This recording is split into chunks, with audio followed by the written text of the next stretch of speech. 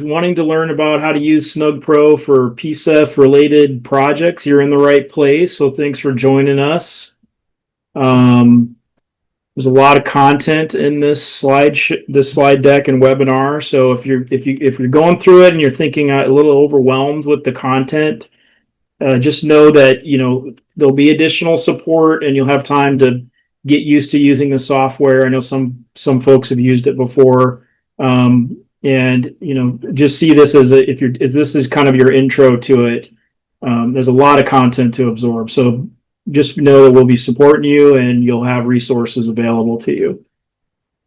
So this is going to be a training related to community grants program or the energy friendly home. So it'll allow you to, if you're working in either one of those program tracks, you'll get information on how to use PCEF, the Snugg Pro application for those projects.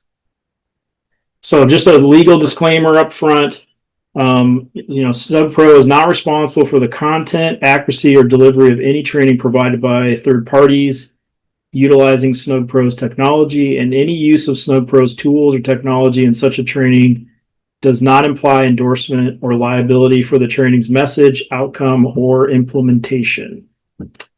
And if we didn't mention this, we are recording this training, and we're hoping to make it available to folks that couldn't attend. So a lot of folks know me. I'm Jason Elton with Earth Advantage, and I'm a senior consultant here. I primarily focus on quality assurance. So I do a lot of technical and QA support, and also do some system support as we work with several different systems. And the folks that work in the community grants program know me as the QA provider for that program. I've been around for a while working in this industry, so really grateful to still be working, at it and learning. I've got some certifications through BPI, and I also work with our Home Energy Score program as a mentor and QA provider. And my colleague Aubrey with our workforce team is also on the call, supporting all of our education efforts, and will be available to help with questions and Q&A. So a few housekeeping items. As we mentioned, we are recording it. You can type questions into the Q&A box, which was what we prefer. If you're asking questions, you need information like the recording's not, or the audio's not coming through or something, you can put that into the chat. But general questions about how to use the software for these programs, you can put in the QA, and we'll go through all of those. We'll have time at the end for Q&A, and there we will pause breaks throughout to answer some of the questions. I may defer to slides that are coming up if a question's related to something in the content that we've already prepared.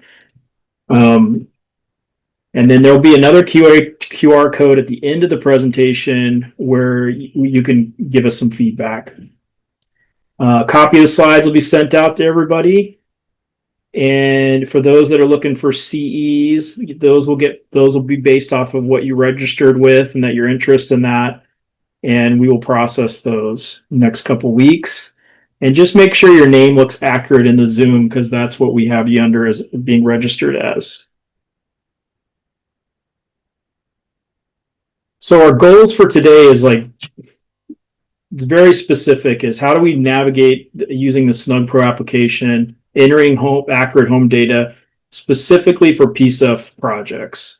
So I'm going to show you some resources to get training through Snugg Pro directly, and this training is really geared towards how do we use this for PCEF. So entering accurate home data, how to model residential energy use using the software, and projecting utility costs, and then putting together potential upgrade savings. And we're going to also, it'll also help you utilize the findings from your audit and the modeling results to develop a scope of work. So when you put all your information in there, it'll start to give you data back that you can say, hey, we should prioritize insulating the walls. So we want to prioritize upgrades that yield the greatest savings, carbon reductions, cost savings. And with the main goals of, not creating additional utility costs for the homeowner. And then the byproducts of that are generally comfort and happier homeowners. And then also how to generate a report through the software that you can review with your owners or your occupants and contractors, and then how to put in the upgrades correctly for accurate accounting for PCEF projects. And then this is also a platform you can submit projects for PCEF QA review. So a lot of content to go through. Now, Snugg, one thing I want to make really clear is that Snugg Pro has a really robust support team. And for the folks that have used Snugg Pro in the past, you can use their support live chat, which I've done several times, and they're very responsive. You can email them, the email's here, and you can get a lot of support through them. They have a lot of training videos that you can go through, which I highly recommend. I've told this story where when I first started using the software, I kept sending them questions over and over again. And then I found this training series, which you can get BPI credits for if you go through the whole thing and you take a few quizzes, and it answered 95% of what I had been asking them. So my recommendation is, if you haven't done this yet, go through the whole training series, get your BPI credits, and it'll really give you a great overview. But just know that their support team is here. When you're in the software, you go down the lower left-hand corner, you can click on this and get live support chat. So some training and support resources. There's a document that we put together that's basically how to use Snugg Pro for PCEF projects. I'm covering the majority of that in this training, but there's a document we put together that basically you can use as a guide on how to use it for those projects. So be sure to download that and review it. If you haven't reviewed PCEF's eligible measure and install checklist, you'll want to do that. And there's also a link here to some community grants program resources. If you need more information of that, you can always, if you're in the community grants program, you can reach out to me or your grant manager at PCEF. And then if you're part of the Energy Friendly Homes, they have an email here for QA support.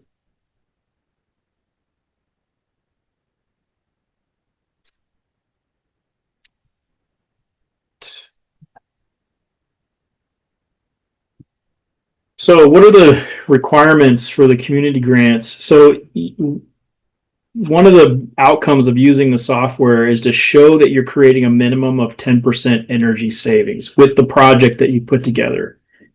And that's the minimum requirement, but the program expects to see higher than that, and we often do for comprehensive retrofits.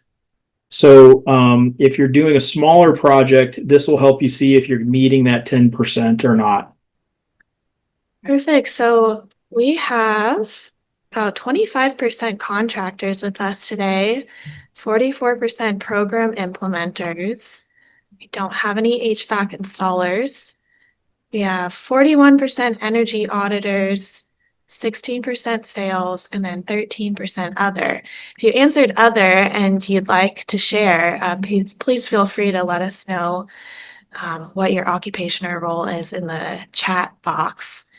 And then as for our second question, what types of residential energy modeling software have you used in the past? We have 29% Snugg Pro, so some folks who are already familiar with the software, 35% AGS, 13% REM/rate. Don't have anyone who's used Energy Plus or Treat. Then we have 16% other and 29% none. And same with the first question. If you answered other and you would like to let us know what modeling software you've used in the past in the chat, that would be wonderful. Thank you. All right, so you said 29% Snugg Pro had used it before? Yep, that's right. Okay, excellent. Yeah. Yeah, so if you've already used one of the software, if you're already using Snugg Pro, then you got a great head start. If you're using HES, it's also a modeling system, so a lot of similarity there. Just Snugg Pro is going to be way more detailed, more granular. And then if you're somebody who's hasn't used anything, and this is your first experience with it, then, hopefully this will give you an overview of what the goals are and your outcomes. But there are a lot of nuances to using any type of modeling software. And it's just if you've already used one, it's usually easier to use another one, and you just have to get used to all those little nuances. So how do you set up an account with this system? So it's free to set up an account. I did one several years ago, and you can get 2 test jobs for free that you can play with. So if you haven't done that and you just want to get your hands in there and figure it out, you can set up an account, give them your email, you register, and they give you access, and you can use one of the jobs, and you can model where you live now, or a friend's house, or a house you're familiar with, or just make one up. And then after that, there is a per job fee. I'm going to talk a little bit about the fees in the next slide. But if you're working with one of the 2 PCEF programs and you're going to be directly entering data into Snugg Pro, you will get invited from those programs. You'll get an invite. So if you're not sure how to do that, we'll follow up with you. So you'll see kind of what you see here on the right is a welcome email and an invite to work underneath one of those programs. And if you're working under both of them, Energy Friendly Home and the Community Grants Program, you'll get invited to both, and then you'll be able to switch. You'll be able to use a drop-down menu to select which program you're working on for that particular job, and we'll show you how to do that. There are fees. So if you set this up as a private company, you would set up and they have a pricing plan. The fees are applied after you create a job. So as soon as you create a new job, put your address in, and that job gets saved, and you start putting data in, it's subject to the fees. And so each organization kind of gets set up with Snugg Pro to get invoiced for those, and then those fees are reimbursable through the PCEF Community Grants Project. There's a difference with the Energy Friendly Home where they'll actually process all the fees on their end.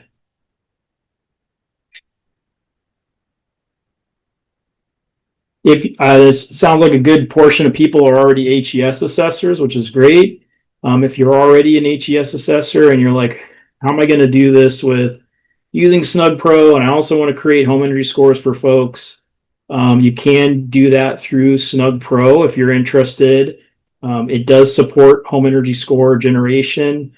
There's a place in the software under your account to add in your HES credentials, and so once you've got all your data in a job, you can send that over to the HES system. There's an API connection, and it'll send over all the relevant data and create a HES score. So there is an option for that. I've put a link in here it's an article that explains how to get that set up. So if you're interested in that, Snugg Pro's got good resources on how to get that set up. All right, let's take a look at the Snugg Pro dashboard. So this is where when you get your account set up and you log in, you'll see a dashboard, and it'll have all your active jobs. When you first log in, you'll just see the 2 sample jobs. But once you start getting some activity in there, you'll see your jobs, and you can see what stage they're in. So you can see there's several stages on the left-hand side that tell you kind of where things are, and you can change those stages manually. And I'll talk about how those stages kind of are relevant to PCEF projects. So creating a new job, you click on this orange button in the upper right hand corner, create a new job, and it'll ask you, which program you're in. Okay, so this is a real critical piece. You'll want to select that job, you want to select which program it's going to be in. So if you don't select a program, then the QA providers, the folks reviewing things, won't be able to see it. And it's very important that you select this right program. You can select community grants for those projects or the Energy Friendly Home program. And then you'll want to select the template. There's a Portland Clean Energy Community Benefits Fund template that you can select for the community grants programs. And what that does is it's a report template that has some of the fields pre-populated, and then also is branded with the PCEF branding. So here's the critical difference for if you're working with both programs. As you can see, there's a drop down option. If you've been invited to both of these programs, you will be able to select the program that project is going through. What we've learned is once you go in and you do this and you save this job, you can't go back and change the program. So if you select none, we won't be able to see it, and you'll likely have to start over and create a new job. So you want to avoid that. If you're not sure what program it's going to be in, what I would probably do is just wait to create the job until you get that figured out. So then it'll ask you for some of the job details. You want to enter in the address.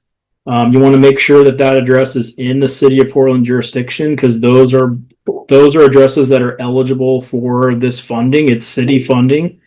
And one thing you can do to check that is you can go to Portland Maps. The software won't tell you, yeah, this is in the city or not. So Snugg Pro is not going to know that. What you want to do is, if you're not sure, go to Portland Maps, plug in the address, and it'll give you this little jurisdiction. And if it says Portland, then it's in the city of Portland. So the times that you can do that, if you're like inner southeast and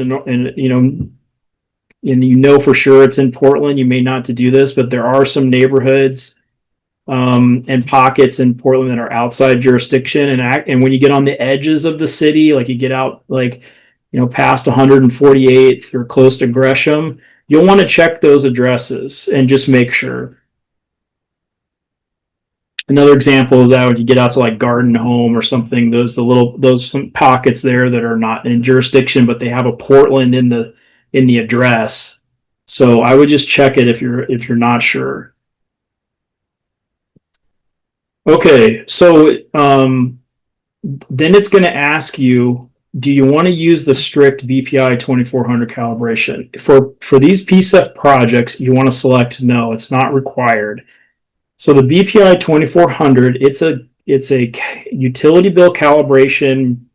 You could call it a protocol or a minimum standard that is used for the IRA Homes and Hears program. That's the federal funding that's used for retrofitting. We're going to start seeing come into Oregon here in the next year.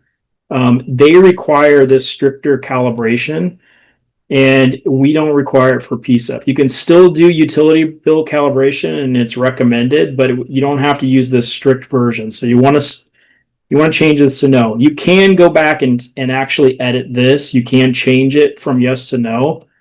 So if you feel like you messed that up, don't worry about it. What happens is if you say yes, then when you try to model it, it'll ask you for there's a calibration threshold that it runs through that utilities don't match what it's modeling for energy use. You get some errors and it won't complete it until that's done. So something to be aware of. I got a link to an article that explains it really well if you want to learn more about that. I'm in no means an expert on how to do the BPI 2400, and Snugg Pro has done several webinars on how to help people do that if that's something you're interested in. All right, I'm just pausing here, Aubrey, to see if we had any questions come in. No questions so far. Thanks, Jason. All right, let's move into the meat. So this is going to be how to enter data in, the basic inputs, and how to fine tune your upgrade details to create a recommendation list. So this is I've really designed this around the problem sets that I've seen on PCEF jobs, that the production jobs were already running through the software. So this is really specific to these are the ones that we're seeing issues with that are really common, and I'm just going to cover all those. But I'm also at the same time going to cover what inputs you're entering in that are critical, and then how to fine tune, and what they call it the refine section, where you can fine tune those in for the upgrades that you're recommending. So once you create a job and you're inside of the job in the software, you'll see on this left-hand side, you now have this input, refine, finance report, and modeling, basically icons. So what you're starting with first is the inputs, okay? And so the way they designed it is to make it real simple and quick to fill in. So the first inputs that you put in, they're not going to be very granular. Okay, you're not going to be entering in R values and square footage of walls or square footage of windows. It's going to ask you more basic questions so that it can get the basic data to model the home. And then you'll be able to go in and refine and do a little more granular data entry. And it basically starts from at the top. You start entering your building. You can enter in homeowner concerns if you want, the utility bills, and so on. So I'm going to walk through some of these today. Now, what I'm hearing is you can use this software in the field on a tablet, and there's probably folks on the call that have tried that. There's not an app for this software, so you can use it on a web browser on your phone or your tablet, and you can walk around and open up. If you have an internet connection, you can open up a job and then go through a home and enter it in. And my understanding is it saves locally to that device if you get disconnected from the internet, and then once you get connected again, it can sync up with the server. So if you want to try that out, feel free to do that. There's also a printable field sheet that I like that you can print it out as it's a PDF you could print out, or you could even pull it up on a tablet, and then you could write in your data collection, and it's got everything in there. So, try either method. If you already have a data collection process as part of your audit, you may just need to maybe try it out and see if you get enough data to fill this in, and you may need to add a few fields. So in the building section, it's going to ask you basic data, the year of the build, the condition area. You want to tell it whether that area includes the basement. And you'll hear me say this a couple times through this training, is that in the Northwest, in general, basements are considered conditioned. It's rare for a basement to be an unconditioned, disconnected space from the home. So in most cases, you want to default to condition. You'll see a register dumping heat in there. There'll be a cadet heater, or you're just radiating heat off of the duct. So that's what's called unintentional heated basement. If you have questions about that, let us know. But in general, you want to consider basements conditioned. If you go into them and they're dirt and there's a door from the outside and there's no connection to the upper floor, those are some of the more edge cases. So what it's going to ask you is if you want to enter in the length and the width of the home and floors, number of occupants. If you're not sure how to get the width and length, they have a support article that Snugg Pro walks you through how to do that. But basically, you're measuring the longest width and length of the home and for the conditioned area. So there's some different scenarios here that you can see for irregular shaped homes. If you forget to do this on site, you don't need to worry about that, because you can go to Google Maps and use their satellite view. I use this all the time. You can go in here and you can see what the length of the building is on each side, and that will get you the length of the building and also kind of a footprint. So this is a great tool if you haven't done this before. You just right click on the spot you want to measure, and then you just click all the way around. So that's another method that you can use. Or if you're doing auditing and you haven't invested in a laser measure, I highly recommend it. You can measure things much faster, measure window areas, ceiling heights. You can get the length of the building way quicker than the traditional methods. It'll ask you to select the type of home. Most of the homes that folks are going to be working on are single family detached, single family attached, like a townhome or a side-by-side condo. You can do single wide mobile, double wide mobile, and there is an option to do this for apartment and condominiums. If you're part of the community grants program and you're doing a project through that, there's a grant ID that you'll need to select, because our nonprofit partners have several grants that they've gotten, and you just want to select the right grant that this project is receiving funds from.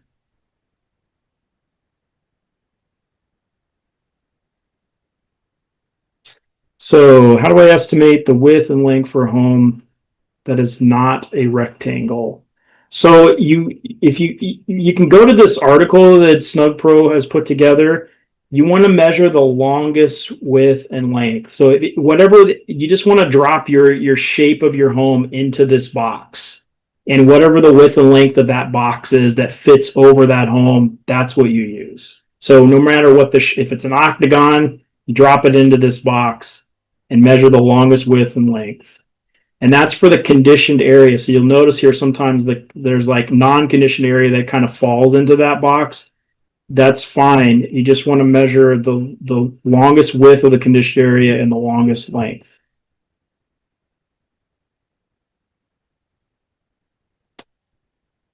Okay, utility bill input. So if you go through Snugg Pro's training videos, they'll keep reiterating the importance of doing utility bill calibration, because models are only good as the data we put in them. And in general, energy models tend to overproject savings. It's just the nature of them. And in some cases, they may underproject. So for the folks doing home energy score, for example, you've probably had experiences where you do this home energy score, you give it to the report to the homeowner, and like, this doesn't match my utility bills, okay? And so that can happen because there's other factors, that homeowners are doing in their home that may change the different types of behaviors in the home. They may set the thermostats different, more conservative. I've had that happen where people are really conservative with their thermostat settings, and then the model doesn't match. So what the utility bill data does is it calibrates the model and trues it up, takes the home data, the modeling that it did, and does a calibration with the utility bills. And what we found is that this is like the more accurate way of projecting savings and costs. So it's highly recommended. It's not a requirement of PCEF. We know that there will be times when the homeowners can't get the utility bill data, or there may be cases where they just bought the home and the home was empty for a while. But just know that this is here for you to use, and it helps calibrate all these auto fields that are calculated by the software. So one way you can do is, before you do the audit, you can ask your homeowner, say, hey, we're going to come do an energy audit. Is there a way you can get your utility bills and have them available to us? And this is the histogram from my house from PGE. They can just log in to their utility, and this histogram right here will give you all the data that you need, or they can give you the more detailed data. If you don't get it at the audit, you can always add it in later. So you go out, audit the home, ask for it. I don't have it right now, then say, okay, that's fine, just send it over to me. So just to reiterate, it's not required, but it's highly recommended to get the most accurate modeling. So what do I do if you got an oil house and they deliver fuel twice a year? So it's not like your typical gas and electric bills. So what you do with those is, for homes that use oil, wood, pellet, or propane, to heat the house, or in some cases heat the water. It's not as common for the Portland area. You can enter those delivered fuels. You just ask for the receipt. So if they got 400 gallons delivered, on November 1st, you can just pop it in here, November 1st, 2025, drop in 400 gallons. And then you can, if they got another delivery, like in February or March, you can drop that in. So you just enter those fuel amounts, the month and the date, and you don't want to enter in zero amounts for each month of the year. You just enter it in for the day that it was delivered.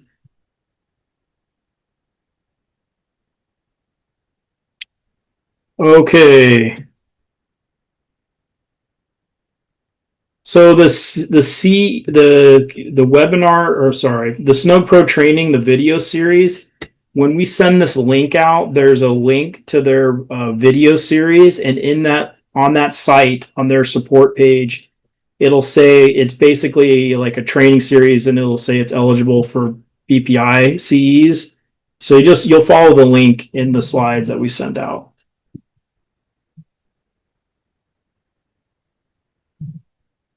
Okay, now we're going to move into the inputs. And the first one you want to look at is heating and cooling systems. So you need to enter at least one heating system. and it's got to cover 100%. If you have more than one system, then you can split out the loads. So let's say you got 70% mini split, 30% electric resistance. You can add both of those systems in, but you have to have at least one in there that covers the whole house. So when you add in your system, here I added a gas furnace. You want to say, okay, this covers 100%. And then you want to enter in what you know about that gas system. Is it condensing, yes or no? What's the year? What's the output capacity? And then you'll notice that it auto calculated the efficiency. And you'll see where it says right there, it says auto. So when you enter data in and you get enough data in here and you model it, it will then auto calculate the things that you didn't give it based off of the other data. So in this case, it's like, well, you told me the size of the home, type of heating system, so I'm going to auto calculate the efficiency. You really want to check this to make sure this is accurate. This is something I've found that sometimes gets missed. And in most cases, the efficiencies they come up with are good conservative defaults if you enter in the data correctly. So one of the things that happens is if you don't tell it if it's a gas system that's condensing, then it's going to underestimate the efficiency. So if you have a gas or a propane furnace that's a condensing furnace, those operate at 95% AFUE or efficiency or higher, and they typically have a condensate pump because they have two heat exchangers. You're creating some condensation, and they almost 99% of the time have white plastic exhaust and intake. So you want to make sure you tell it if it's condensing or not, because that really drastically changes that efficiency rating. You can manually enter these in. If you know the efficiency rating of a system, then enter it in. So for newer systems, we've got a lot of resources available to us. We have the AHRI website where you can actually go in and get the efficiencies straight off the manufacturer. For heat pumps and AC units, you do want to match the indoor and the outdoor units to get the correct ratings. So if you're familiar with AHRI, you can do that. You can basically find the efficiencies of water heaters and heat pumps, gas systems, anything that you need, air conditioners. And you can also get those specs from the manufacturer. If you don't have those, then put in the data you do know and let Snugg Pro calculate the default.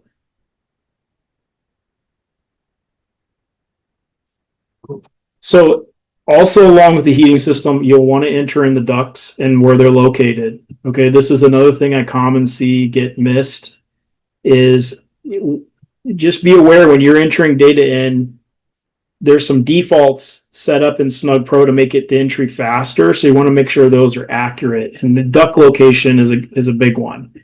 It really affects efficiency if you say the ducts are in the attic versus inside the conditioned basement. So you'll want to say, okay, where are the ducts located? And when I say base condition, that's the existing condition. And so in this case, you're saying, okay, the ducts are located in a crawl space that's not conditioned. You enter in, how leaky you think they are, or if you've tested them, there is a place where you can enter the duct test numbers and leakage to outside, and then whether it's insulated or not. You can split the ducts into, you'll notice here they have some options to say, well, the ducts are 50% in the attic, 50% in the basement, both unconditioned. Your options are fairly limited. I know with HES, you can enter in 3 duct locations. You can't do that with Snugg Pro. So you just want to pick the best one. So if you have, portion of your ducts in a crawl and a portion of ducts in the basement that's conditioned, you would pick this 50-50 crawl space, unconditioned versus conditioned space. So just pick the best one that fits. So here's a really common scenario we see with PCEF projects, comprehensive projects, where you're taking a gas or oil heated home. It's got an old gas or oil heated system and you're putting in a ducted heat pump. So I'm going to go over 2 really common heat pump upgrade scenarios and how to enter them in. So the first one is this one. What do I do? So you have to add in 2 systems. So you say first you add in the HVAC system 1 and you say we're going to remove this system permanently. So in this case, it's a gas furnace, but we're taking it out. All right. So even though we may use the same duct system it's connected to, you're going to say remove the system permanently, and you're going to put in all the base data about that system. Then you're going to add a second system, and you're going to say install non-existing system. We're going to put in a ducted heat pump that wasn't in the house before. And then we're going to go in and we're going to enter in what we know about it. We're going to say, yeah, if it's variable speed inverter driven, it's going to take over 100% of the load. You're going to put in the year, and then you can get the efficiency ratings from the submittals or the manufacturer specs or off AHRI. Now there's a nuance with this that I'll kind of show you more at the end, but when you put your recommendations list together and you're putting in a heat pump, you have to have both a heating and a cooling system upgrade. And it's just the way the software works, is because in some cases, you're taking out a gas system and you're putting in a heat pump, which now is it's not only replacing the heating system, but it's also providing cooling for the home. Okay. And that's going to affect the model. So you want to add in that there's also a cooling system as part of the recommendation list. And when it comes to the cost, generally what we've seen is when you put your cost per upgrade in, you can just associate all the costs for the heat pump under the heating and leave a 0 in the cooling, or you could split them evenly, 50-50.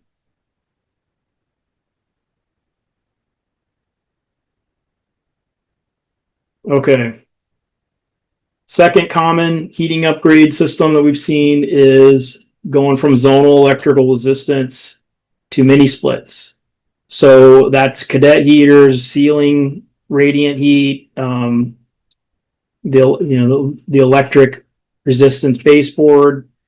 So in that case, you're going to put in HVAC system 1, electric resistance, and we're going to, in a lot of cases, you're not removing those systems 100%.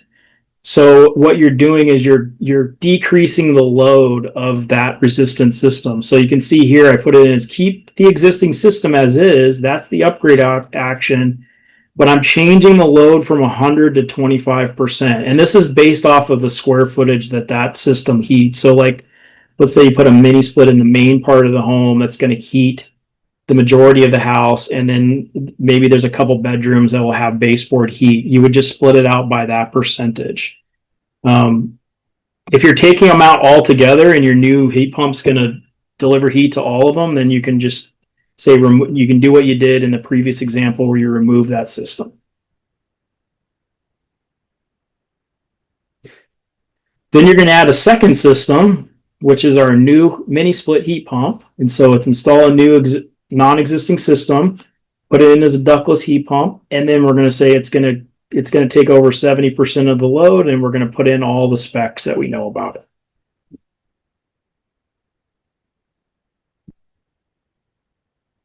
All right, we're moving on down the list of inputs. One thing that it's hard to put in this slide deck, like how to navigate between the input and the refine. So you'll see me kind of try to reference it in some of these slides. So you can see here is I've been going down these basic inputs this whole time. What's unique about the HVAC section is that when you put the basic inputs, you can also put in your retrofit or what's called your upgrade action. The other items on here, you have to go in, you have to put the basic inputs in first, and then jump into the refine to select the upgrades that are going to be part of your scope of work, and then put in the granular details. So now I'm down here in the appliance, kind of lighting, refrigeration inputs, and you just want to enter in what you do know about the home, because it will make assumptions about like what type of dryer and oven fuel and range that you're using. So if you know and you're collecting this data, go ahead and put in like, yeah, it's a front load washer, it's an Energy Star clothes washer. And these upgrades are eligible for PCEF funding. So if you're going to put in a new heat pump dryer per se, you want to tell us what the base condition of that dryer is. Or if you're going to put in like an induction stove, you want to put in like what's the existing stove type. Same thing with lighting. You can use these funds to upgrade to like LED lights. So you want to make sure that you put in the base condition. So you'll want to count up lights and say, well, how many CFLs, how many LEDs, how many incandescent, and then what are we actually going to improve it to? I just noticed that when people are doing lighting, this typically doesn't get filled in all the way. So just make sure if you're going to say you're going to put in like 15 can light LEDs inserts, that it actually shows on here that there's 15 incandescents that are getting upgraded to LEDs. I see there's a question in here. If we're doing an initial home on it, should we enter temporary placeholder info in the improved system since we won't have that info or exact? You don't necessarily have to put in the improved system detail until you know. It just gives you an option to do that. But if you already know what kind of systems you're going to recommend, you can go ahead and enter that in. I'm trying to remember if it'll let you slip past that without putting an upgrade action in. If you're going to remove something, it's going to ask you to put in what is going to be the new system. So, but I think if you just put a gas system in, it won't ask you to enter in an upgrade. It'll make its own assumption. And then you can go and edit it later. Doors, you can put in a new door with a project. If you go to home and it's got an old, single wall door that's super leaky, and my house had an interior grade door on the exterior that I had to replace, and it just was like a sieve. You can go in here and put in what your door is, and you're going to replace it. So in the inputs, you can notice like it's very basic. It says what type of door: wood, fiberglass, metal. And then when you jump into the refine section, so this is the part that's going to be a little tricky to navigate if you haven't done this before. It might not make sense. Is in the inputs, you're putting in basic info, and then that refine icon just below the inputs, you can actually go into what your recommendations are, and you can fine tune and say, well, this door is 21 square feet, and I'm putting it from not Energy Star to Energy Star and the new U values.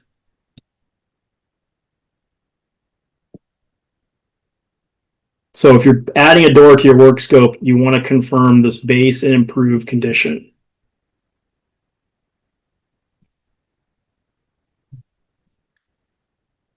All right, so here's another upgrade that we see common is wall upgrade. So when you put in your basic inputs, you want to tell it what you do know. Is the wall insulated? Yes, poorly, well. What's the construction type and the siding? And then in order to add in the details about what you're going to be upgrading to, I'm going to get to how to do that in the refine. I was just going to cover really quickly that you can check wall insulation levels while you're on site. And for the folks doing this already, you'll be familiar. You can probe around an outlet. You can use an IR camera if you have one. You can look for signs of disturbed, holes drilled through the garage side, disturbed siding, and then talk with the homeowner about what they know. Homeowners that have been around for a while generally know if the walls are insulated or not. But this can take some detective skills because sometimes they've done remodels or additions, and then the kitchen side is insulated because they remodeled it, but everything else isn't. Or the upper floor got insulated during a remodel. So you want to do some detective work so you can fine tune like what actually needs to be insulated. This is really critical too for doing load calculations, is knowing what the insulation level of the walls is. It can really change the sizing by a ton or more in some cases. Just depends on the size of the home. So do some detective work while you're on site. You can also use this historical code data that we have for Oregon. So it wasn't until 1974 that we had energy codes in the state. So homes built from that point on had to have insulated walls, where most of the building stock we're working on is prior to that. So we have to do a lot of detective work. And there have been weatherization programs that have come through and different retrofitting programs that have incentivized getting walls done. So just give it a good look over, and then otherwise use these defaults. I'm pretty sure Snugg Pro has some defaults built in based on what you tell it. So if you're adding wall insulation to your upgrade list, you'll be in the refine section and you can add the walls to this recommendation list. And so you'll select the wall upgrade, and then you want to confirm what the area is and then what insulation you're adding. So you can see here, it auto calculated 1,152 square feet from R0, and I put in there it's going to be R13 with cellulose because we're filling a 4-inch cavity. You want to check this and make sure this is right, because if you're a contractor and you go out and you actually measure like 900 square feet of walls, you may need to adjust this. So this is Snugg Pro auto calculating this, and you can see it has a little auto icon there that tells you that once you model it'll calculate this based off the data that you gave it, but you can go in and fine tune this. So if you know it's really 1300, type 1300 in here.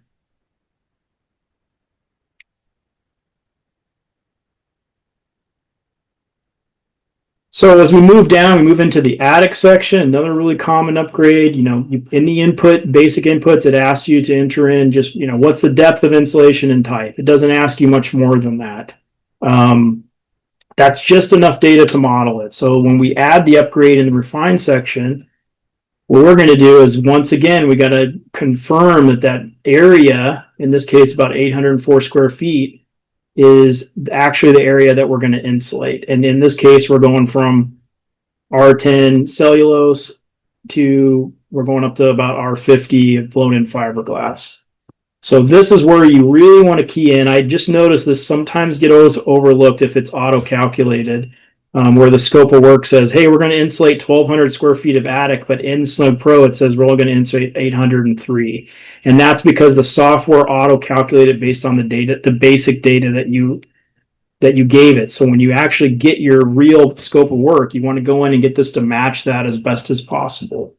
So just confirm the base and the improved values.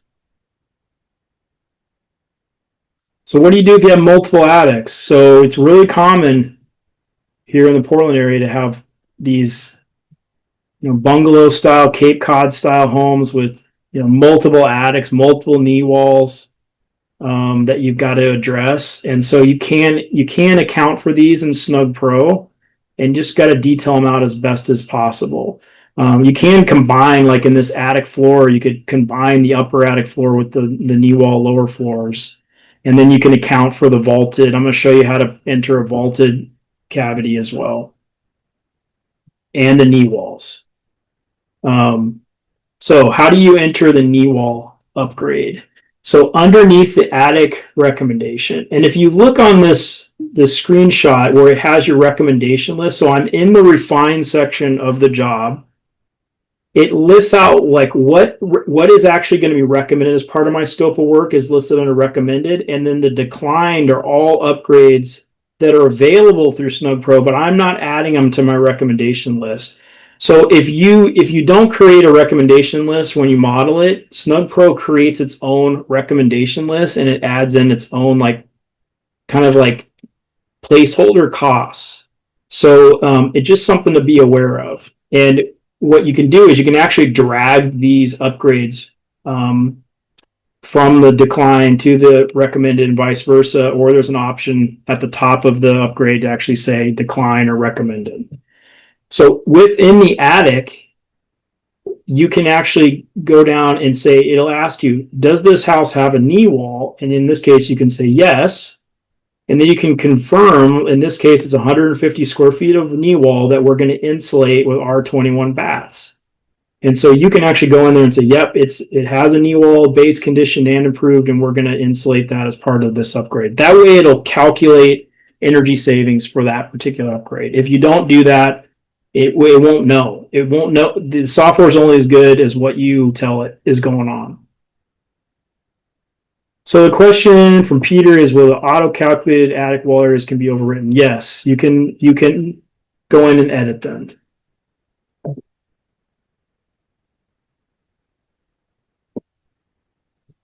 If you want to add a vaulted roof, which is another scenario that you see with that Cape Cod style multiple knee walls, is when you're on site, you just want to get as much info as you can. You can sometimes see into them from the knee wall or from the upper crown attic, but sometimes it's very difficult. If you have an IR camera, that's the best way. If you got a good 10-degree split between outside and inside, you can see if there's like old fiberglass bats in there.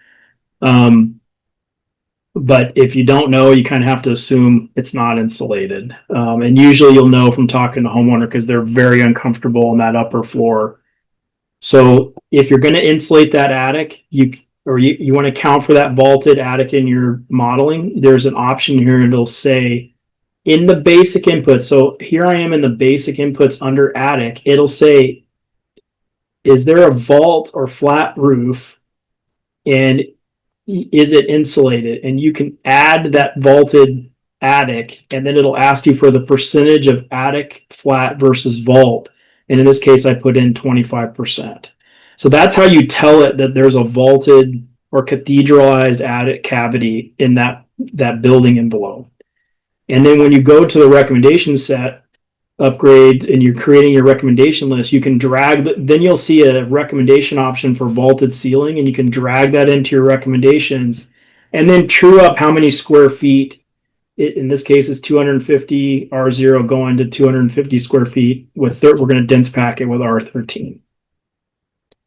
So that will account for that in the model, and it'll give you savings for making that upgrade. So it's giving you credit for making those upgrades. That's why it's important to detail that out.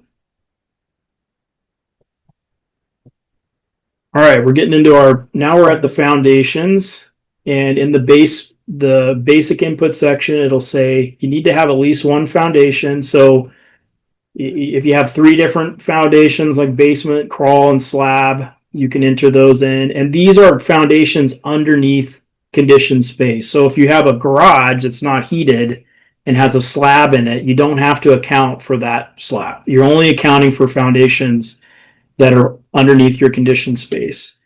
So in this case, I have a 75% of the house is basement versus 25% crawl. And then you can enter in some details like what is the foundation grade above height? Are the walls of the basement insulated, which is pretty rare in our area for this housing stock, and then whether the basement's intentionally heated or unintentionally heated. And then details about the crawl space. The majority of crawl spaces that you run into are ventilated.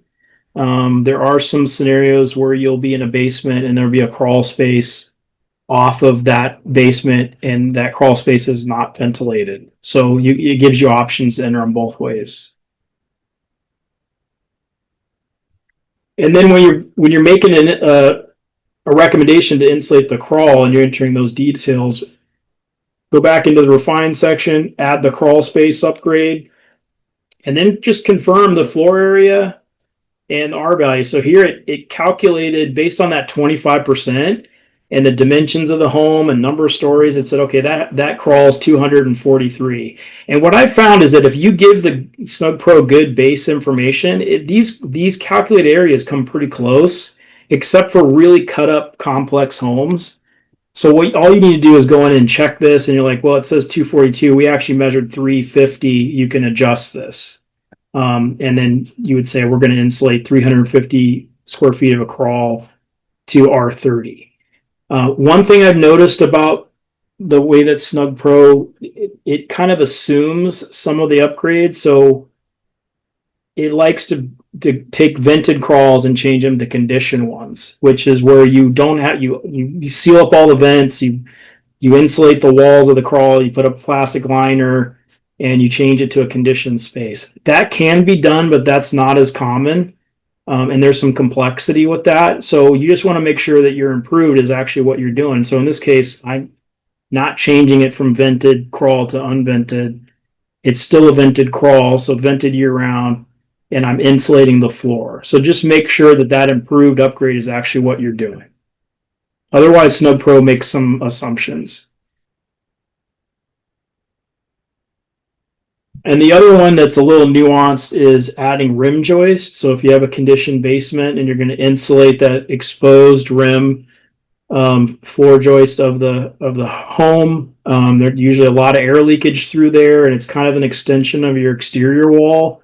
You can go in and seal that up with foam board or fiberglass, and just make sure it has the right protective human contact barrier, and then you can seal that in. And so in this case, what you're doing is you're adding the basement upgrade, and instead of insulating the walls, you're insulating the rim joist. And so there's an option that says basement rim joist treatment. You say treat that separately, and I'm going to take it from R0 to R15. I'm going to put in rigid polyiso.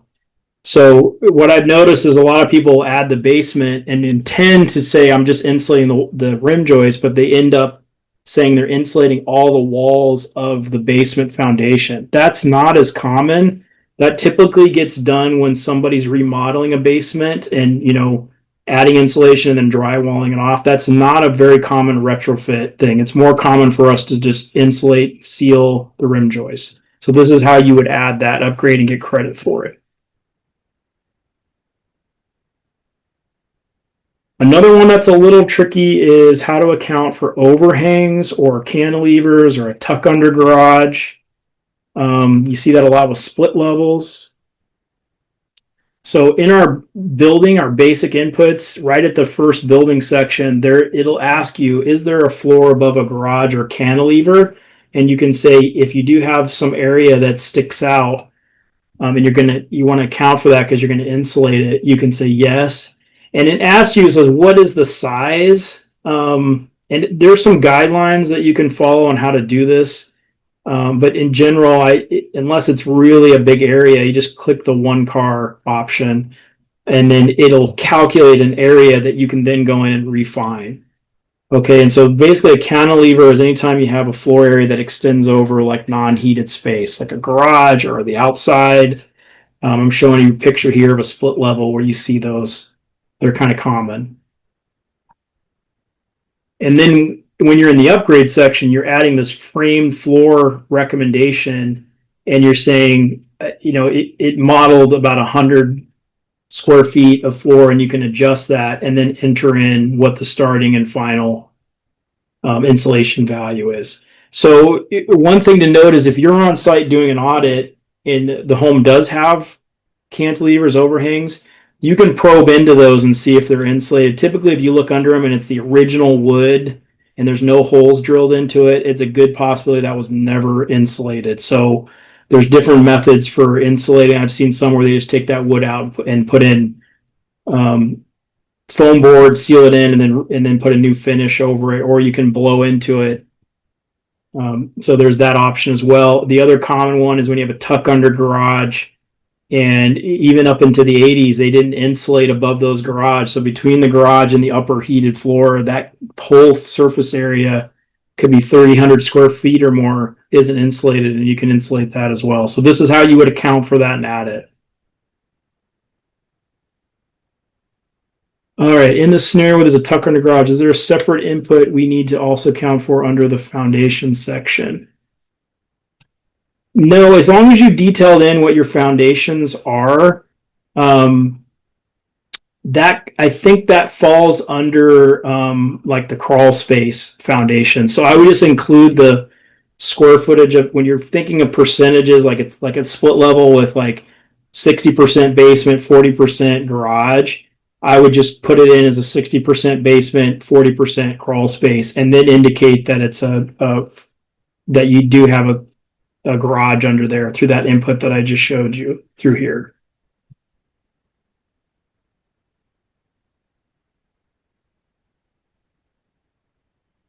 Yeah, so you could enter in the whole ceiling of the garage under this section for this upgrade.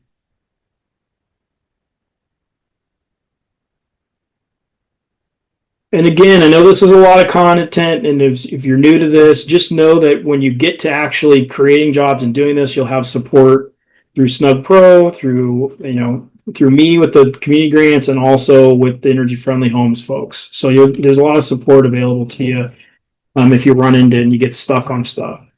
Another part of the basic inputs is going to ask you some pretty basic stuff about the windows, and you just put in the type and the frame. And then what it asks you is what percentage of the wall area on each side of the home is window area. And you can see here that I put in like 5 on the front right, which ends up being the northeast side because I told it what the orientation of the home was earlier. There's none on the front, and then 50% on the left and none on the back. Just know that I have found that it's very hard to guess percentage of wind area when I look at a home. I almost find it easier to look at the side and count up the square footages of windows and add those together, because that's how we do it with HES. And I've measured so many of them that I feel like that's easier. But when I use this percentage, I find that it's often off. And if you just come in here and put 20% on each side of the home, you're going to get wildly inaccurate window areas. So if you're estimating this, you play around with this and see how it works out by estimating percentage versus measuring them. But I would recommend measuring windows. Get a laser measure and measure them, especially if you're going to be upgrading any of those windows. So you put in your basic inputs, and then if you're doing a Windows upgrade as part of a project, and with PCEF jobs, you have to pair windows. If you're going to make window upgrades, you got to pair them with like a substantial energy upgrade. So like with a heat pump or insulating the walls. So you want to pair them together with a high impact energy upgrade. So it'll ask you what is the base condition of the windows, and it'll, based on what you told it the type is, it'll calculate U values, solar heat gain, and then you want to put in what the improved values are. Okay. It's typical for U values for new windows to be 0.3 or less. I'm seeing a lot of stuff that's like 0.25.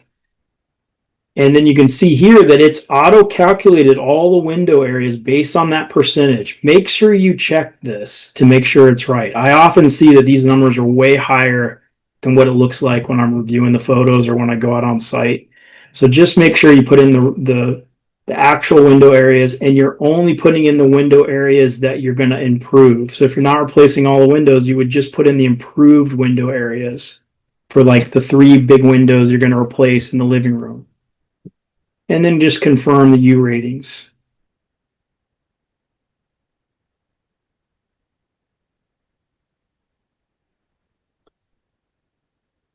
All right, the next input it asks is, what do you know about air leakage? This can have a big effect on the energy model. If you're testing homes out there with the blower door test, you can enter that in, select the tested option, enter in the CFM 50. And and then put in whether the home has been air sealed or not. 95% of the time, homes have not been professionally air sealed up to this point. So enter in the blower door number and indicate whether it's been sealed. Just be advised that if you put in estimated, what I have found is that energy modeling software kind of across the board tends to overestimate leakage. And it sometimes doubles it in the Northwest. And so we have a lot of blower door data for our housing stock, and I have found that what Snugg Pro and likely HES and others do is it way overestimates leakage because the way that the algorithms that it uses. So the recommendation is to test the homes. If you're out there auditing homes and you're doing comprehensive projects, the best thing to do is test them, because it's going to tell you, it's going to get you better modeling. It's going to tell you where the air leaks are that you need to focus on as part of your scope of work. And it also tells you what is the starting tightness of the home and how much I need to account for continuous ventilation. If you go in and test a home and it's already around 7 air changes at 50, it's already kind of tight. And if you're going to be blowing in wall insulation and doing all this thing, it's going to get a lot tighter. And if you got an atmospheric water heater, or you've got, don't have existing ventilation, you need to be prepared for that in your scope of work. If you go in and test a home and it's a 20 ACH 50 and it's a 4 square home and there's all these chases going from the basement to the attic, you'll be able to find all of those and put that in your work scope. I put together some blower door data that from houses that I've done QA on, just to give you a perspective, is that on the bottom you can see out of 142 homes from all these different eras, the average tightness is just under 9 ACH 50. Okay, that's how many times the volume of the home exchanges per hour with the blower door running. And what I'm finding is that the software like often doubles that if you just say estimated. Um, if you can't test the house for some reason, that would be another case to reinforce using utility bill calibration, because when you put the utility bills in, it will true up that air leakage. And I did that on my own home, and it dropped it down to from like an 18 air changes to a 9 just by putting in the utility bill. So if there's no way to test it, or for some reason you can't test it, home has mold or vermiculite, friable asbestos, then you can estimate it, and that's where you really want to use utility bills just to true that up. Okay. This just kind of shows you the average reduction we get is about 20% reduction. And we've had some that are lower than that, some that have been a lot higher than that. So this just reinforced, can't run the air leakage test, then what we recommend is use utility bill to calibrate the model, and then put in your scope of work to remediate the item that's keeping you from running it. So, having vermiculite remediated, organic growth, asbestos, and then what's ideal is that you run that blower door test after that work is done and before you do all the other shell work. That way you'll have a good pre and post number.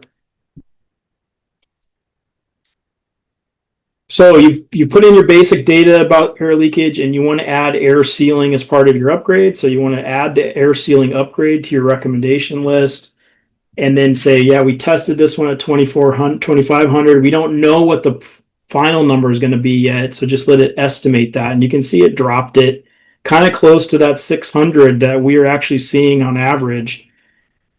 And then it'll calculate out your ACH 50, your ACH natural for you, and then you can enter your costs in for that air leakage. This gives you credit for doing whole home air sealing as part of your comprehensive project. So you want to add that in when you're doing 2 or more.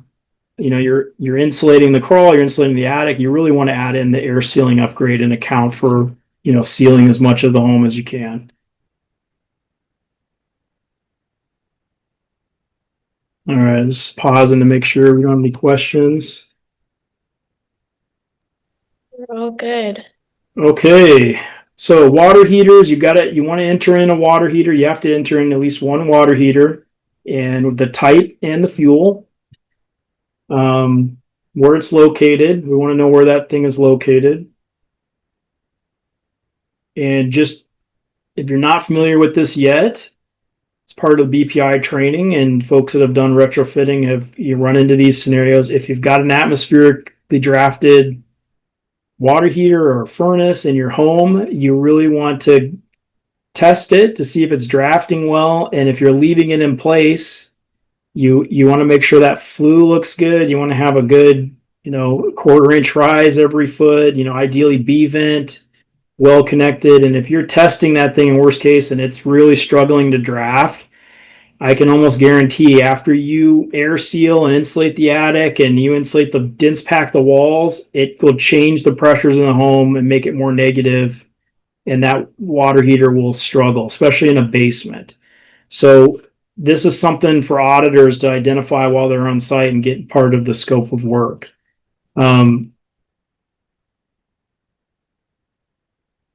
So in this case, we added in our basic water heater info, where it's located, and now we want to add a water heater upgrade. So you'll drag the water heater upgrade into your recommendation list under the refine section, and we'll tell it what the existing is, the existing rating, type of water heater, and in this case, we're going to change it to a heat pump, and we're going to put in the EF or UEF rating.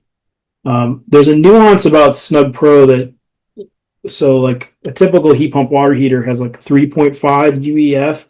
that actually gets entered as 350. So 350% efficient. I know like in HES, you actually enter it in as 3.5. So just something to point out. The default improvement I've seen that comes up for a gas water heater is for Snugg Pro to upgrade it to a tankless gas. So you just want to make sure that the upgrade actually matches what you're going to do. In this case, I'm putting in a heat pump water heater. And for PCEF projects, they really want to see heat pump technology getting put in. And one of the last inputs in the basic inputs is it'll ask you, did you test any of these things like ambient CO? Did you do worst case, natural case spillage on the water heater? And did you test for gas leaks or mold or any of this? You could just indicate whether you tested and it passed or failed, or there's a warning there, or if you didn't test those at all. And that helps the QA provider get an idea of like, are there any health and safety issues that need to be addressed as part of this retrofit? So if you indicated, yes, there's a failed mold, like it looks like appears to be organic growth in the attic, then we're going to want to see a line item in the scope of work that addresses that as part of the project. So with most of these things, you don't want to leave a health and safety issue in place and then not addressing your work scope, and then the QA provider comes out and says, oh, we got a problem here. So try to identify these as early as possible. And if you have questions about that, always reach out to your QA provider. All right, we've gone through all of the basic inputs and the upgrades, and these are all ones that I've seen, the most common ones that there's points that people get hung up on. There's a lot more data or a lot more training resources through Snugg Pro on how to enter in all these inputs. So I still recommend going through that training series. What I'm going to do now is just kind of like, all right, we've put in all our basic inputs, and now we want to model savings and we want to finalize all of our upgrades that are going to be part of our work scope. Okay. Now, what's nice about Snugg Pro is you can use the model it feature you could do it 100 times on one job. You only get charged for the job itself, not every time you model it. So if you want to put basic inputs in, then model it and see what the effect is, and then go in and add all your recommendations and model it, it's really up to you. When you model a job, it basically generates cost and savings estimates. And the energy savings that I'm going to show you is based on the MMBTU. So if you have multiple fuel types, like the house has oil and electricity, it's converting all that into MMBTUs, and then it's calculating what your recommendations will change that MMBTU number. It's not the energy the savings percentage is not cost savings, it's energy based. So right when you model it, it'll say, oh, do you want to confirm that the model name and address is right? Because you can't go back and change this after you model it. So just make sure that data is correct. There are minimum inputs. So when you click the model button and you haven't filled in like what type of water heater it is, it'll say, hey, you need to tell us what the water heater is. So if you see these red arrows, it's just saying, hey, you haven't filled these in yet. So, and these are all ones that I've gone over today. You can just go back to them and fill them in. You only get charged for the job. You can model as many times as you need. So after you model it, you'll get this green model complete. And you can see here, I've built a recommendation list of attic, walls, crawl space, air sealing, doing a heating system, ductwork, water heater.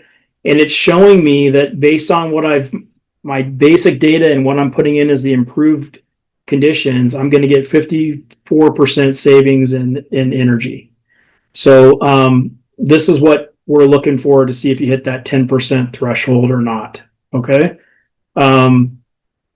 If you see lines cross through these numbers, that means you haven't actually modeled it yet.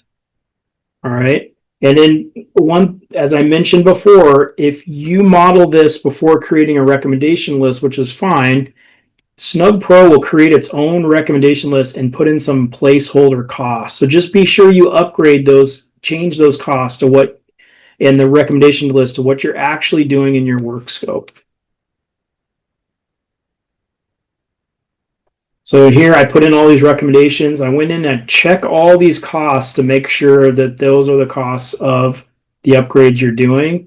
And you want this to match the scope of work. Okay.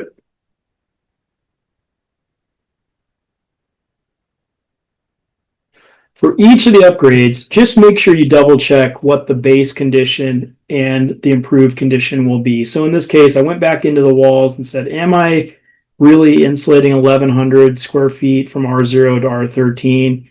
And just make sure you check this, because sometimes you haven't and it's the auto calculated or you forgot to enter it in. And this gets overlooked. So make sure you're checking those things to make sure that it matches the scope of work and the actual condition of the home as best as possible.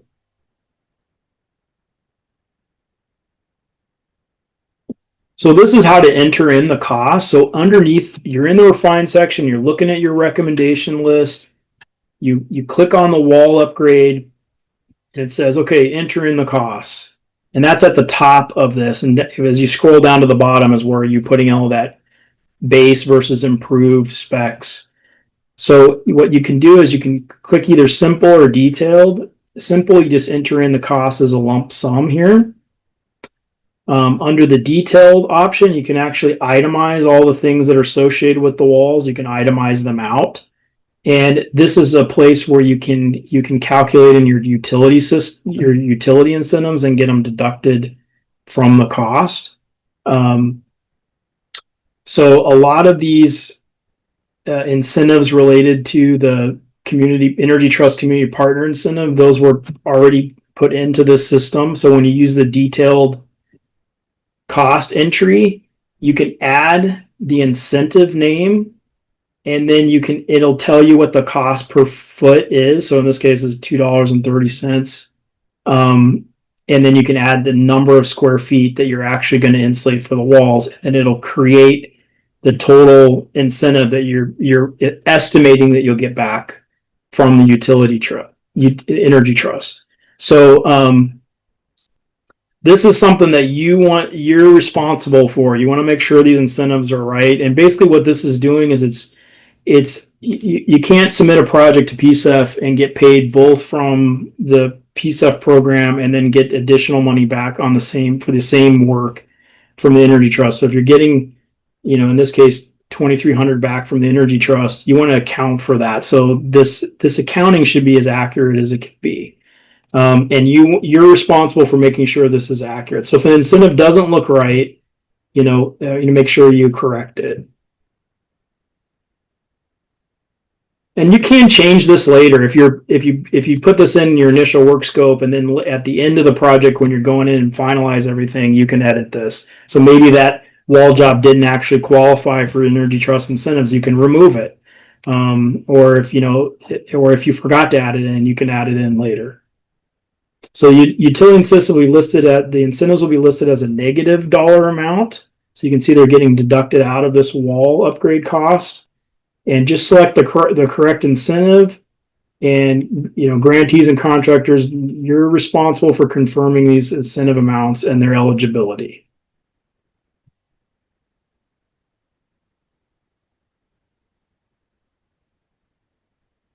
Now, how do I add in all what we're calling what Snugg Pro calls custom upgrades or custom measure?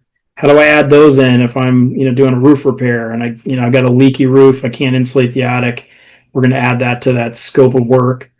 You just there's a add custom recommendation in your recommendation list. Oops, sorry. And all you do is click on that, put in the title. So in this case, I'm putting electric panel upgrade. Choose the measure code. So if you can call it this upgrade pretty much anything you want, just make sure you choose the right code. And so in this case, I'm choosing electrical panel upgrade, and then enter in the costs for that. And you can add as many of those in as you need to. So if you're doing panel upgrade, a little bit of gutter repair, and some mold remediation, you can add those all in as 3 separate custom recommendations and put their cost in. And then once you get all your recommendations lined up the way you want. You got your cost info. You've checked to see the base versus improved conditions are accurate. You can model the job again, and it'll recalculate the savings, and it'll add up all those costs for you. It's a little hard to read, but up at the top, it does total up the cost and gives you the energy saving. If that total cost doesn't match your work scope, then you just want to go in and double check. You may have forgot to add in a cost, or you added, there was a default placeholder cost that Snugg Pro calculated. So just, double check that accounting.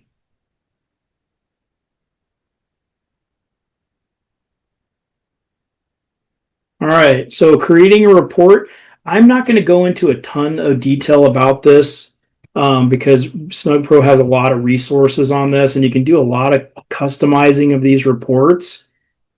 I know from working with the folks that have already been using Snugg Pro, the reports are really handy because you can add in photos and details and more information specific to that home. And it's a great resource to be able to print out that report and go over it with a homeowner and explain, like, what you found from your audit and what you're recommending that they do. So you're on the same page with them. And the report is a good place to speak to them off of that. Say, hey, we found no wall insulation. Here's some photos of that. And we're recommending you insulate your walls, and that helps with sound dampening and comfort, pairs really well together with the heat pump upgrade. So you can do a lot of fine tuning in this. You can add these underneath each recommendation. You can add in the photos, and that's where those will show up on the report.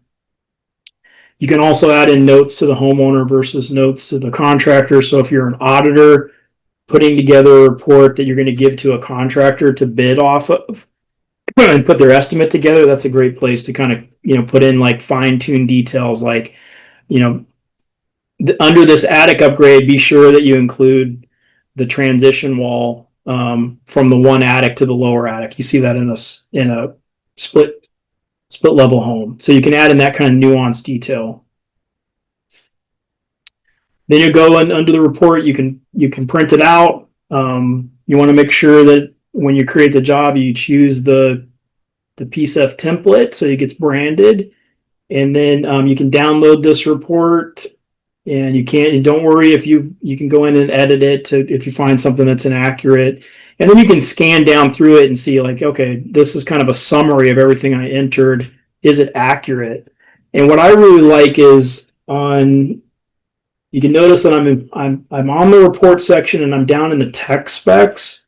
This is a great summary. It's about 2-3 pages of specs from what you entered. You can scan through this and say, does this match the house I was at? And did I enter in everything right? So I'm like, okay, the siding's wood and fiber, and it's R0, and it's 2,500 square foot home. If something's not accurate in here, you'll be able to see it scanning through. So I recommend that you review this after you put in all your audit data, just to see if this is accurate. This is kind of what I jump to when I'm reviewing scopes of work and I want to look at the audit data. There's also a metrics page in the report that will summarize all of your recommendations and the costs, and also summarizes that energy reduction. So you see here, it's also showing you that 52%. It does some calculating about carbon savings. This is a good place to kind of review this to make sure this matches what your scope of work is going to do. And when you're printing out a report for a homeowner, you can pick which pages you want to include or not include. So if you don't want to include certain pages, you can take them. Again, to get more details about creating a report, I would follow the link that Snugg Pro goes over exactly how to do that. For the Energy Friendly Homes program, they'll have a work order page, and this is what they're going to be using to see, okay, is all this accounting correct?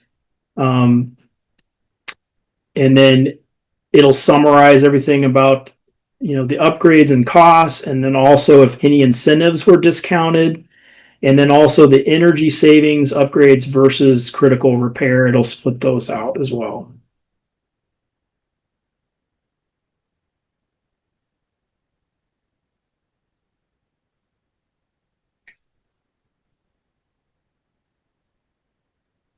All right. Let's take a look at how you submit a project for review using the ticketing system in Snugg Pro. I'm just looking to make sure we've got our no questions. We're good to go. And So we're at I'm that. sorry. Sorry, Jason, just a quick time check. We're at that 30 minutes till 11. Excellent. Okay. So you got your project put together, you got all your audit recommendation, you got all your cost information in here, and you're ready to submit this for review. So what you're going to do is within the job, you'll click on the address with the project name. In this case, I just used the homeowner's name.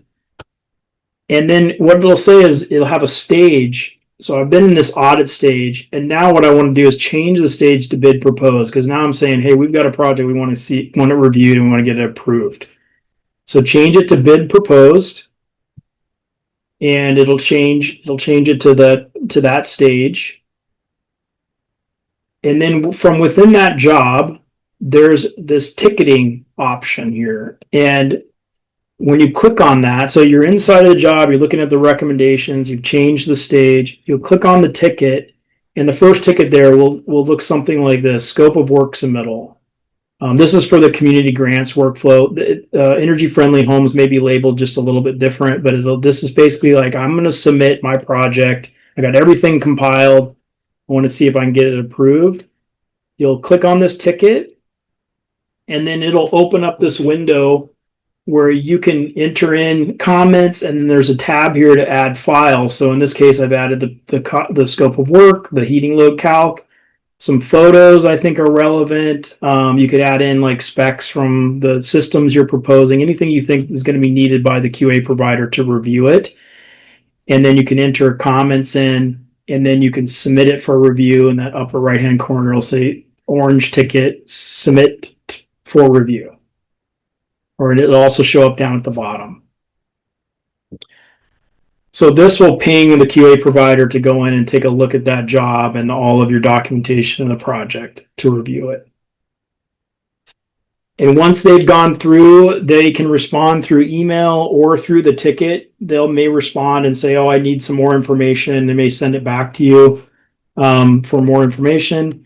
But if everything looks good, they'll change it to the scope approved stage and close out that ticket, and then you'll know you're good to move forward with the bid approved, or to go move forward with the retrofitting activity. So right now, as we're still, the folks from the community grants program know we've been using smart sheets to track projects and get approvals. That process isn't going to change entirely right now as we're kind of phasing in Snugg Pro. So you'll still need to register your project through the community grant smart sheets. But if you're using, one critical thing is if you're using Snugg Pro for your jobs, you don't have to submit that separate data retrofit sheet where you're uploading retrofit data. This Snugg Pro completely replaces that. Okay, but you still have to register your project in there for now. So you just have to put that basic project information in there, and then you can run the submittal through Snugg Pro. Jason, it looks like someone has their hand up. Would you like to take a live question? Yes. It'll give me a chance to have some more tea. There you go. Brent, you can go ahead and unmute yourself and ask your question if you'd like, or feel free to type it into the Q&A as well.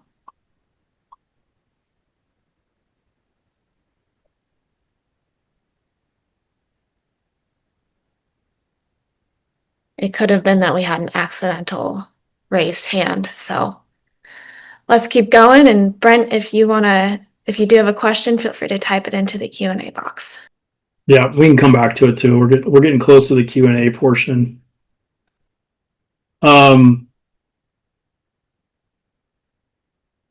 So you'll get the approval, it'll get changed to bid approved, and you're good to go through retrofit. You can move it to retrofit in progress if you want, but really we're concerned about projects that are for bid proposed, bid approved, and then when you're completed the project, that'll be the retrofit complete stage.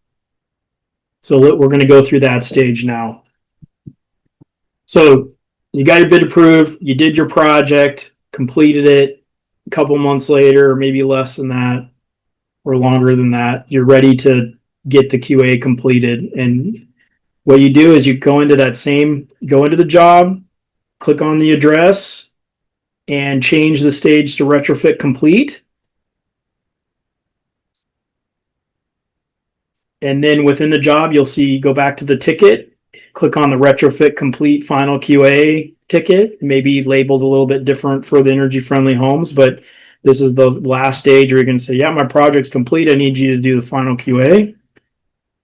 You'll add in any comments, add up any invoice, any change orders that happen. You can indicate that, hey, we didn't end up insulating the walls because it just didn't work out for this home. Supplemental docs, photos, and then you can submit that for review.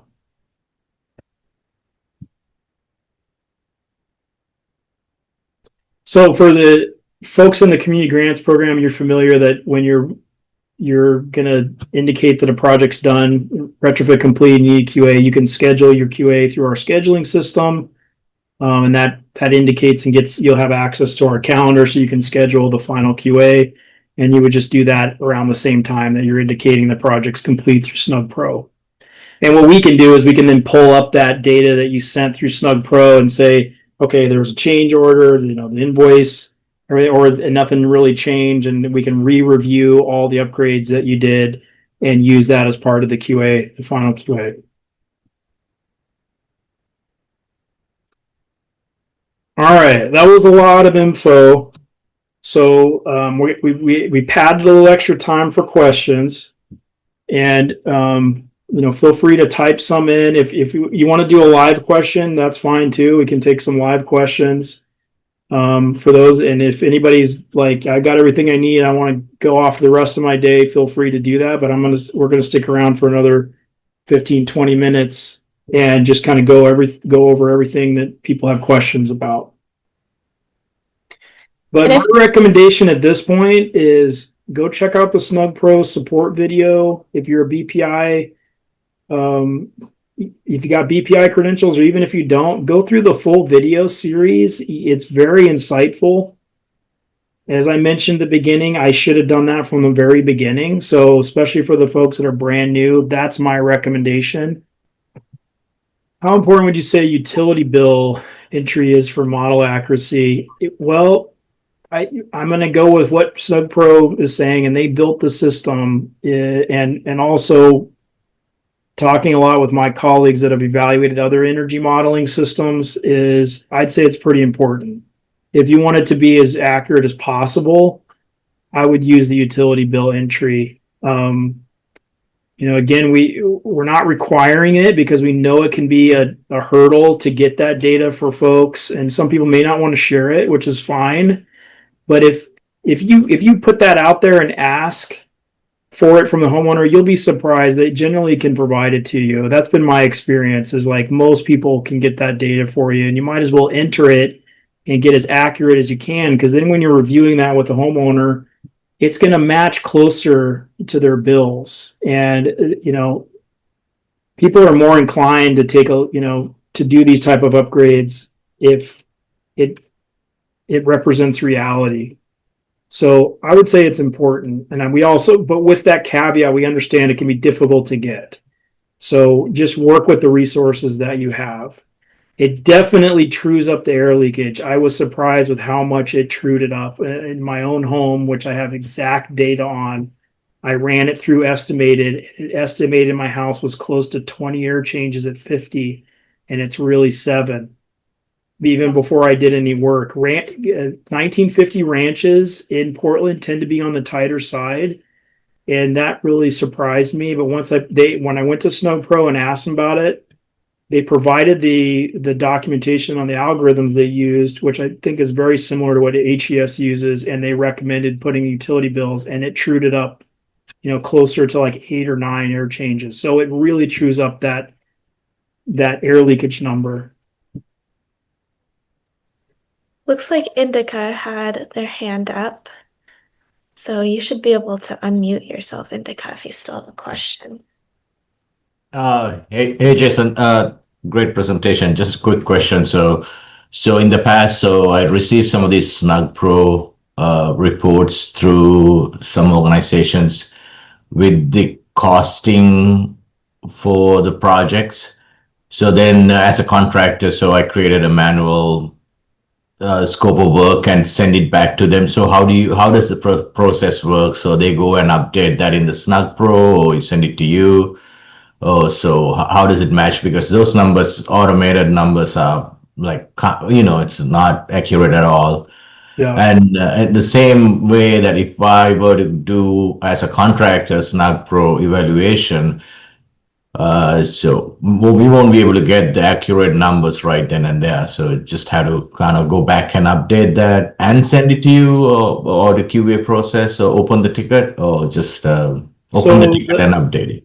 Yeah, that's a great question to get. This is how I would sequence it: is if you're a contractor working on these programs and you're not the initial auditor, the initial auditor is going out, getting the data, creating the job in Snug Pro, and creating the report and sending it out to get a bid. In that case, you're taking that information and you're going, okay, they want me to put together a scope, an estimate for this project. You go out to the house. There are some things you may need to fine tune and say, like, well, your square footages are off, or I would recommend doing this on this home because of this whatever reason. And then they can take that information and then true up the recommendations and data that's entered before they submit it for approval. So they're getting the audit, maybe giving you the report in the scenario that you're talking about. You put together an estimate, give it back to them and say, hey, I noticed these things weren't accurate in the report. They then can take all that data, the cost, the actual retrofit upgrades that are going to happen, and true it up, and then remodel it, and then it gets sent over for a QA approval. The other scenario may be that I know there's some contractors that at least in the grantee program, they're inviting the contractor to the jobs in Snug Pro for their company, and then you would actually be able to enter. You would do the audits. In that case, it's usually the contractor who's a BPI professional doing the audit. They can go and enter the job, put in all those details, put in their costs, everything in there on behalf of the nonprofit organization. I've seen it done both ways. And if anybody's here from the Energy Friendly Homes program, maybe you could speak to how that sequencing works for that program. But I feel like one of those scenarios probably will cover that. I see it would be Reem or Adam.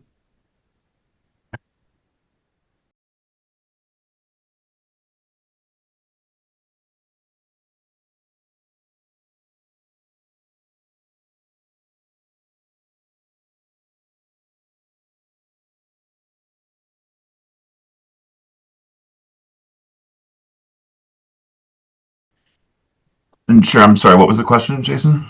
Was there any different sequencing and how, like, than what I explained to Indica on, like, how if they got a report from an auditor and then Indica would provide their estimates, and then the auditor would update Snug Pro, or versus the other option, which would be you guys invite the contractor to Snug Pro and they're doing all their own entry. Is there any other different sequencing there?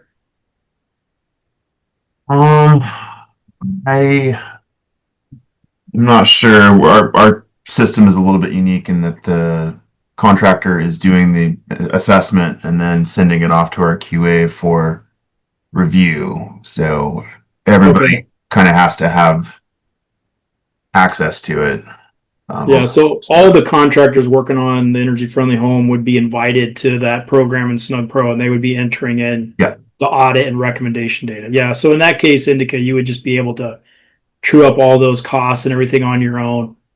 Yeah, I would say the energy friendly program. Yeah, so I think we talked about that, the process. I was just wondering about the other side that we get some Snug Pro reports from CBOs, which especially when it's cost attached to, I don't know what's expectations at that point, so when we go back and do a site visit, get all the subcontractors, clean up the cost and send it back manually. So just to kind of, try to kind of figure out the flow. Yeah, I don't like those placeholder costs in Snug Pro, and when I've met with them several times, I wish we could just have it not do that. I think it's just the way their software is set up to kind of like give a recommendation list of folks based on like highest savings potential. But you have to go in the community grants program, they're going to have to make sure those costs are accurate. So if they say your report with those placeholders, you as a contractor, you'd be like, hey, that's not reality. I can't insulate the walls for $4,000 or less. So it's just something to be aware of, particularly if that's shown to a homeowner, in the free market where you're trying to bid on a job in the free market, maybe a little different. But I think the sequencing would be they give you the report, ask you to bid, and then you could say, hey, these are the real costs. These are some things that I saw that were inaccurate. They can adjust all that in Snug Pro and then submit it to the QA provider. Thank you. Understood. Did you want to add something, Reem? Yeah, I was just gonna say that for energy friendly home, each contractor has the ability to add whoever they want from their company. And if you have like a subcontractor that you always work with, you are fine to add them as well. But preferably we would want to have like consistency across the board and just have the contractor and any of their staff to be like putting those data in Snugg Pro. Yeah. And as you can see from this presentation and just going on Snug Pro support videos, there's a lot of stuff to navigate in there. So, having somebody who's gone through this training, entering that data in is ideal. And one more question. Sorry, guys. So the incentives are separated too, I guess, from two streams. So energy friendly homes, basically expectation is for the contractor to apply for the ETO incentives, and on the other side, it's going through the CBO. Is that the process, just for clarity? For energy friendly home, we are still working with ETO on that. So we don't have a clear answer, but we will get you the answer once we have everything coordinated with them. Yeah. So Can you hear me? Oh, go ahead, Chris. Yeah. For the community grants, that will still go through the grantee. And then for energy friendly homes, I think, as Reem said, there's still some stuff that's being worked out.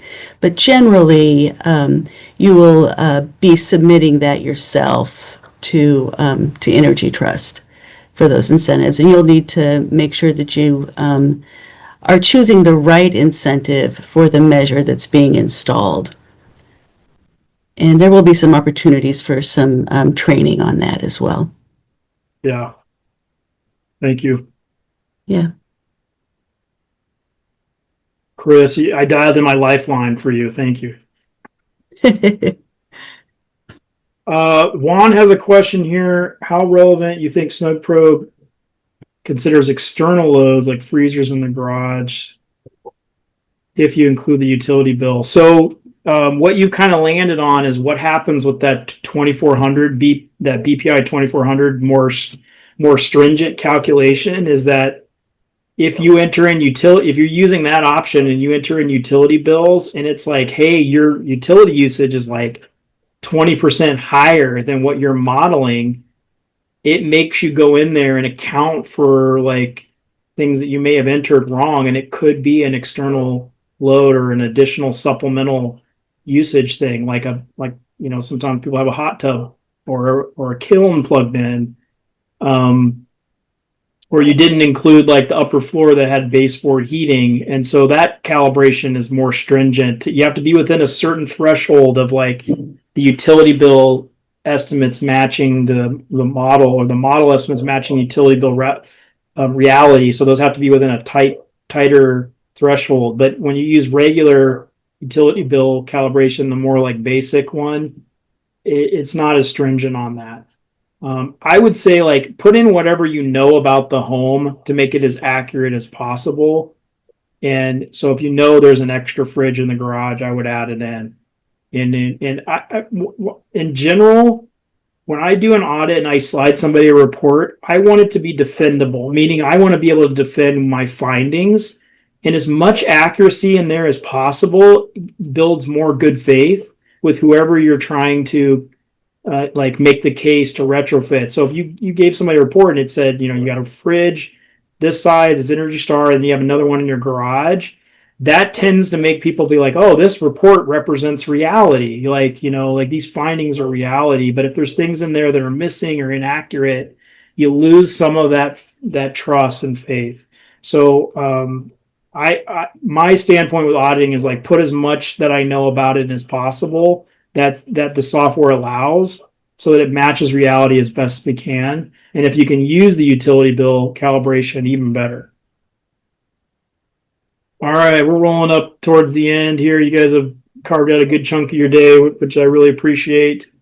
Be on the lookout for follow-up email with the slides. And if you haven't filled out the evaluation today, you can do it then. But other than that, I want to thank everybody and have a great day out there. Thank God it's much cooler. Thank you, Jason. All right. Thanks, everybody.